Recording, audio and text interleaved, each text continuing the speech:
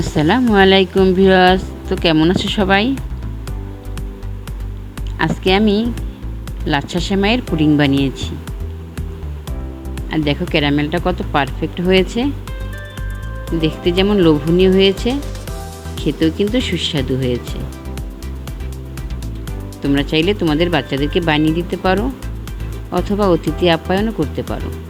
তো চলো কথা না বাড়িয়ে তোমাদের সাথে শেয়ার করি। তো এখানে আমি 1 লিটার দুধ দিয়েছি, 4-5টা এলাচ দিয়ে দিয়েছি, আর এই দুধটাকে আমি জাল দিয়ে 1/2 লিটার করে নেব। তারপরে এখানে আমি 1 কাপ চিনি দিয়ে দিয়েছি। মিষ্টিটা তোমাদের স্বাদ অনুযায়ী তোমরা দিয়ে দেবে। তারপরে এই মিষ্টিটা ব্যালেন্স রাখার জন্য আমি অল্প একটু লবণ দিয়েছিলাম। এবার অনবরত নেড়ে চেড়ে আমি এটাকে জাল দিয়ে ঘন করে নেব। তারপর চুলায় প্যান বসিয়ে আমি 1 চামচ ঘি দিয়ে দিয়েছি।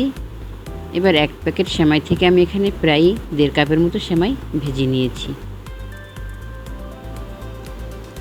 একটু ভেজে নেড়ে চেড়ে বাদামি রং আনতে হবে। তো এখনও যারা ভিডিওতে লাইক দেও নেই, প্লিজ দয়া করে একটা লাইক দিয়ে দাও বন্ধুরা, আর চ্যানেলটাকে সাবস্ক্রাইব করে দাও, পেজটাকে একটা ফলো দিয়ে দাও, আর তোমার ফ্রেন্ডস ফ্যামিলির মাঝে একটু শেয়ার করে দাও। এরপরে যাই আমি এখানে একটু ক্যারামেল বানাচ্ছি। 1 চামচ চিনি দিয়েছি, অল্প একটু পানি দিয়েছি, আর দেখো কত সুন্দর একটা ক্যারামেল হয়েছে।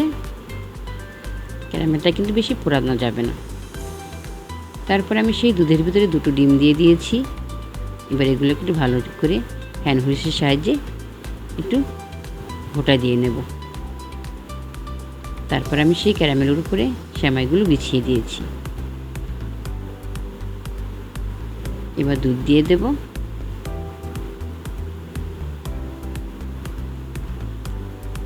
চুলায় আগিয়ে আমি পানি বসিয়ে রেখেছিলাম।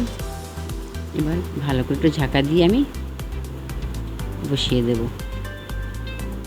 প্রথম 1 মিনিট হাই হিটে জাল দিব, তারপর একটু কমিয়ে দেব। আর চুলার প্যানের ছিদ্রটা আমি বন্ধ করে দিয়েছিলাম। তো 20 মিনিট পর দেখো আমার পুডিংটা হয়ে গেছে।